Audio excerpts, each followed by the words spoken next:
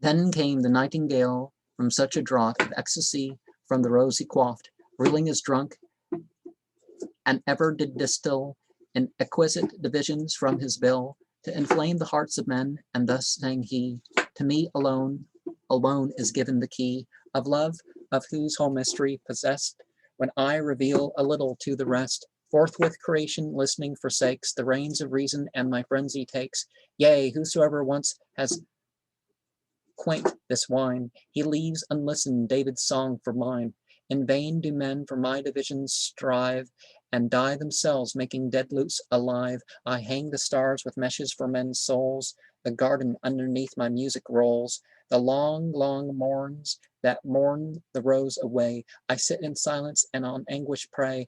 But the first air which the new year shall breathe, up to my boughs a message from beneath, that in her green harem my bride unveils, my throat bursts silence, and her advent hails, who in her crimson volume registers the notes of him whose life is lost in hers. The rose I love and worship now is here, if dying, yet reviving year by year. But that you tell of, all my life why waste, in vainly searching art if found not taste? So with the vision infinite and trill, on would the nightingale have warbled still, and on all the world have listened, but a note of sterner import checked the lovesick throat. A watering with thy melodious tears, love's garden, and who dost indeed the ears of men with thy melodious fingers mold, as David's finger iron did of old. Why not, like David, dedicate thy dower of song to something better than a flower? Empress indeed of beauty, so they say, but one whose empire hardly lasts a day, by insurrection of the morning's breath, that made her hurried to decay and death. And while she lasts, contented to be seen and worshipped for the garden's only queen, leaving thee singing on the bough forlorn, or if she smile on thee perhaps in scorn, like that fond dervish waiting in the throng, for some world-famous beauty went along, who smiling on the antic as she passed, forth with staff, bead, and script away he cast, and groveling in the kennel, took to whine before her door among the dogs and swine, which when she often went unheeding by, but one day, quite as heedless, asked him why. He told of that one smile, which all the rest, passing, had kindled hope within his breast.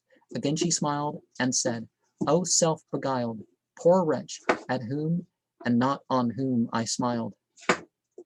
Then came the subtle parrot in a coat greener than greensward, and about his throat a collar ran of sub-sulphurous gold, and in his beak a sugar plum he trolled, that all his words with luscious lisping ran. And to this tune, O cruel cage and man, more iron still, who did confine me there, who else with him whose livery I wear, ere this to his eternal fount had been, and drunk what should have kept me evergreen. But now I know the place, and I am free to go, and all the wise will follow me. Some, and upon the nightingale one eye, he leered for nothing but the blossom's sigh. But I am for the luscious pulp that grows, where and for which the blossom only blows, and which so long as the green tree provides, what better grows along Kay's dreary sides?